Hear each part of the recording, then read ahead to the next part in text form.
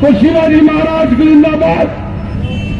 और ये जो तुम्हारा बाप फुल्दाबाद में खबर में पड़ा हुआ है, उसके जिंदाबाद के नारे कौन मारेगा? कौन मारेगा? सवाल है मेरा आप लोगों से। ये झूठे मक्कार, ये आपकी खयानत नहीं कर सकते जी साथियों, ये नहीं कर सकते खत्म होगा की। ये मक्कार लोग, ये धोखा देने वाले लोग, ये हमारा इस्तेमाल करने वाले लोग, ये हमको शिवसेना बीजेपी के पास बेचने वाले लोग, अगर इनके अंदर दम है तो इनको बोलो कि कब तुमने औरंगजेब जिंदाबाद के नारे मारे? नहीं मार सकते, नहीं है इनमें हिम्मत।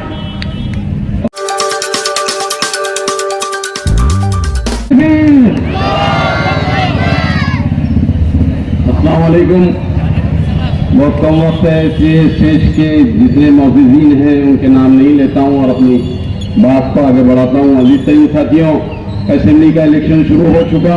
असेंबली के इलेक्शन में भी अनवर कादरी ने आपको बहुत सारे फिगर्स बताए कि कौन चुन के आ सकता, कौन चुन के नहीं आ सकता। मेरा सीधा सीधा सवाल आपको है कि 2019 में भी ऐसे ही तमाशा चल रहा था। पूरी कौम वन साइड इलेक्शन में जाने की मन बना लिया था, पूरी कौम एक साइड जा रही थी, लेकिन हुआ ये कि हमने 68,000 वोट लिए और 68,000 वोट लेके हम हार गए, हम जीते नहीं। लेकिन पार्लियामेंट के अंदर 2019 में हमने इन दोनों कौमों को एक जगह किया और पार्लियामेंट का सीट जीत गए। 19 में फिर असेंबली के इलेक्शन आ गए, हम हार गए। फिर जो है पार्लियामेंट के इलेक्शन आए, हम हार गए। तो हार हार हार हार ऐसा चलेंगी।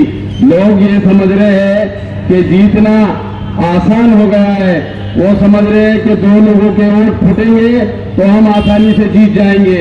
तो ये ऐसे इत्तेफाक कभी 40-50 साल में एक आधी बार होता, बार बार नहीं होता। तनवानी की मिसाल आप लोगों के सामने है। तनवानी ने जो स्प्रिट का मुजाहरा किया अभी अपनी कौम के लिए, तो ये समझ लेना चाहिए। और अभी पार्लियामेंट का 24 का इलेक्शन देखा, हमको तो खबर भी नहीं चली कि बुमरे कब चुन के आ गया। कभी भी इतना कॉन्फिडेंशियल वोट उन्होंने डाला। अब आपकी जरूरत है कि आपको जीत के वोट, यकीनी जीत बनाना है, तो ये दो कौमों के वोट को एक जगह करना बहुत जरूरी है। बहुत सारी बातें हैं आपसे लिए कहने की कि जिन लोगों को 10 साल पहले हमने पैदा किया था,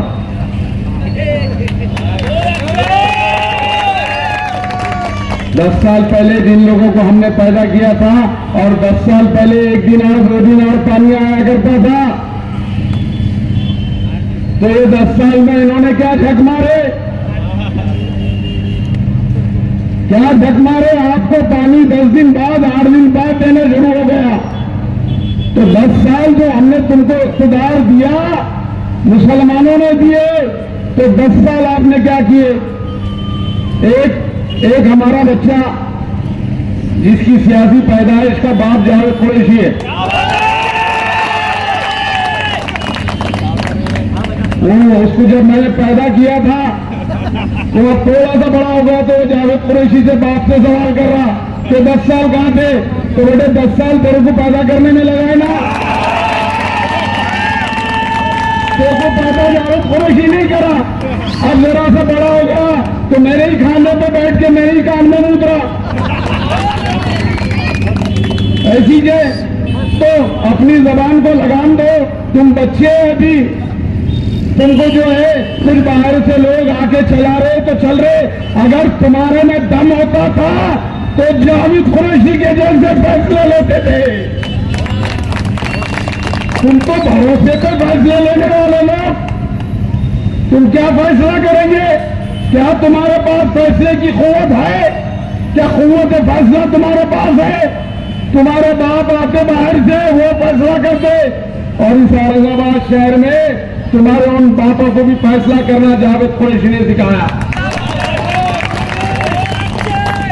जावेद साहब ऐसा हो जाएगा क्या? जावेद साहब ऐसा हो जाएगा क्या? मैं वाला साहब हो जाएगा साहब, फिक्र मत करो। और जब हो गया तो इनको गुजरात को जाने का था, तो ये हैदराबाद में बोलते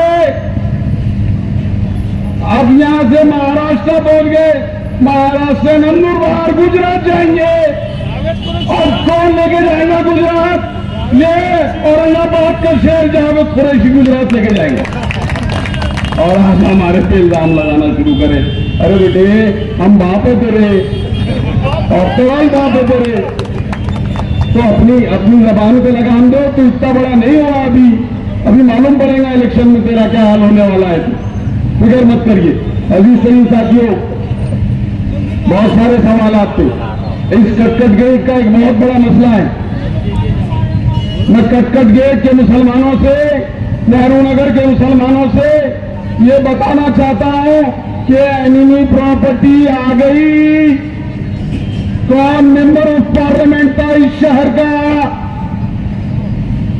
और ये एनिमी प्रॉपर्टी आने के जब डिक्लेयर की गई तो इसका मसला किसके पास था? एमएलए के पास नहीं था, कारपोरेटर के पास नहीं था, मेयर के पास नहीं था।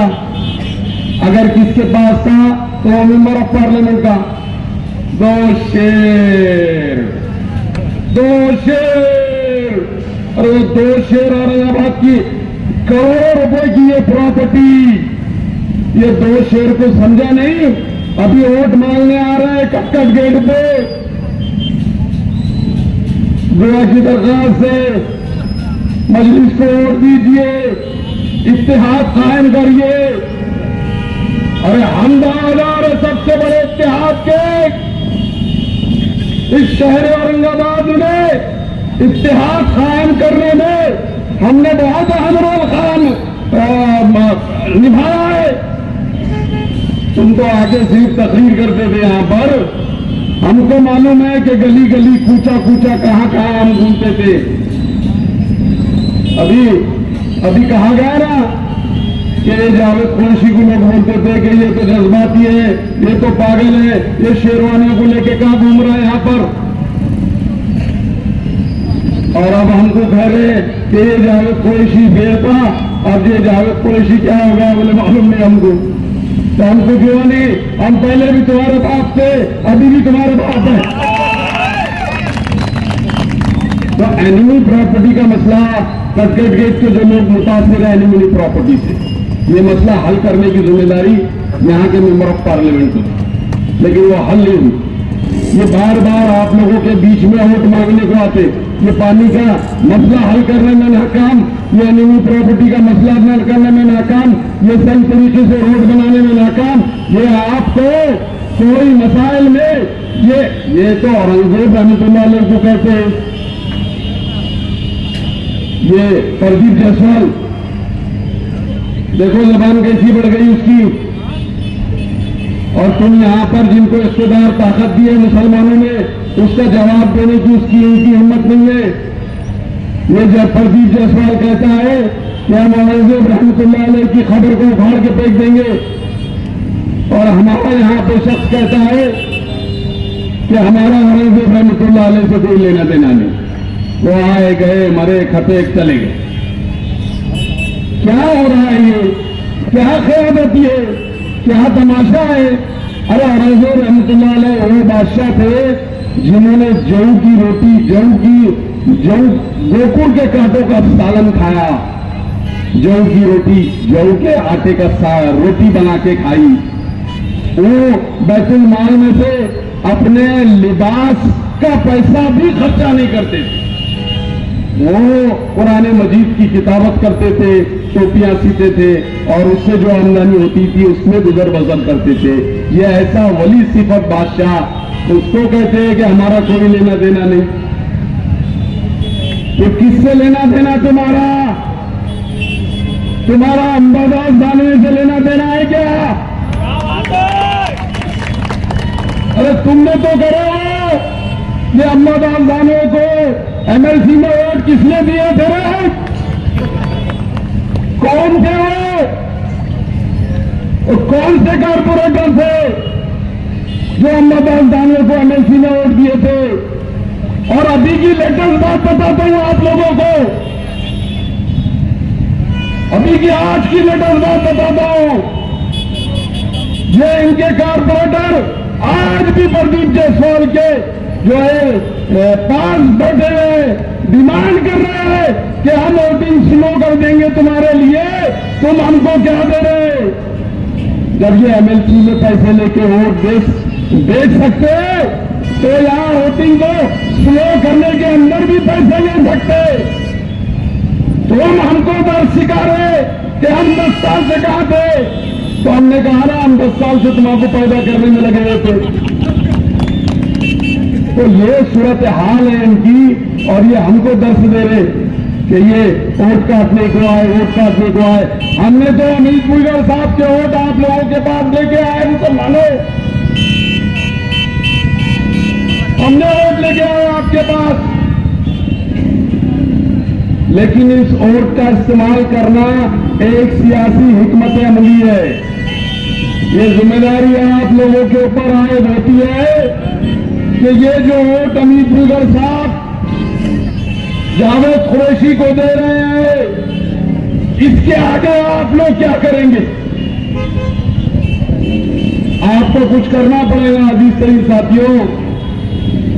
ये सब खत्म होगा अभी हम समझ रहे हैं कि उधर बट रहे, उधर बट रहे, उधर बट रहे, कुछ बटरे वाले नहीं। अब इनके अंदर इतना दमखम भी नहीं रहा कि ये औरंगजेब रहमतुल्लाह अलैह का नारा मारे, इसमें इतना दम नहीं रहा। अब ये शिवाजी महाराज के नारे मारना शुरू कर दिए लोगों ने। मैं आपको वादा करता हूं, असेंबली में जाऊंगा तो पहला जुमला नबी करीम सल्लल्लाहु अलैहि वसल्लम का बिल मंजूर करना है। और जो लोग खबर उठाने की बात कर रहे हैं और आज शिवाजी महाराज के नारे मार रहे थे, घूमते फिर रहे थे, मैं कहता हूं औरंगजेब जिंदाबाद, औरंगजेब जिंदाबाद, औरंगजेब जिंदाबाद, औरंगजेब जिंदाबाद, औरंगजेब जिंदाबाद। तुम्हारी मां ने अगर तुमको दूध पिलाया तो तुम स्टेज से बोलो कि औरंगजेब जिंदाबाद, औरंगजेब जिंदाबाद, औरंगजेब जिंदाबाद। आज तुमको मराठा वोट लड़ने की जरूरत महसूस हो रही है तो तुम कह रहे हैं कि शिवाजी महाराज जिंदाबाद। अरे क्या जहनियत को वोट देंगे ये मक्कारों को? कैसी जहनियत से वोट देंगे हम? ऐसी जहनियत से कि बस पड़ा तो शिवाजी महाराज की जिंदाबाद। और ये जो तुम्हारा बाप जिंदाबाद में खबर में पड़ा हुआ है, उसके जिंदाबाद के नारे कौन मारेगा? कौन मारेगा? सवाल है मेरा आप लोगों से।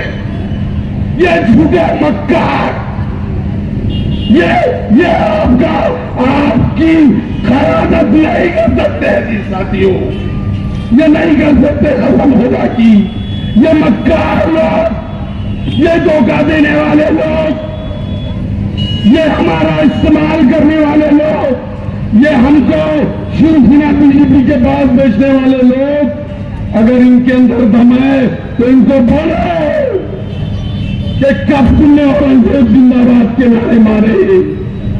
नहीं मार सकते, नहीं आए इनमें हिम्मत। अभी साथियों वक्त की कमी है, नहीं तो बहुत पोल खोलता था इनकी, इनमें